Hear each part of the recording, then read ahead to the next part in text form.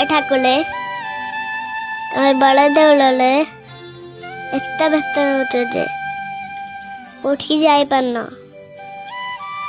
ସାରା ଜଗତ କଥା ଚିନ୍ତା କଲି ରାତିରେ ବି ଶୋଉନ। ଟିକେ ଅଇନାଳେ ମୁହଁ ଦେଖନି, କଳ କାଠ ପଡ଼ିଗଲାଣି।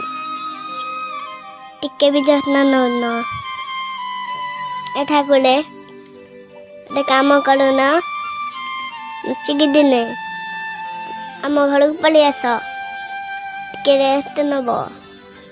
ଆମ ଘରେ ସିନା ଷାଠିଏ ବୋଉଟା ନାହିଁ, ହେଲେ ଟଙ୍କା ଆଣି ଅଛି। ଆମ ଘରେ ସିନା ଅଭଡ଼ା ନାହିଁ, ହେଲେ ଗୁଦବଦା ଅଛି। ଖାଇ ପିଇ ଟିକେ ଶାନ୍ତିରେ ଶୋଇ ପଡ଼ିବ। ଆଉ ମୁଁ ତୁମକୁ ଟିକେ ମୋଡ଼ିଦେବି।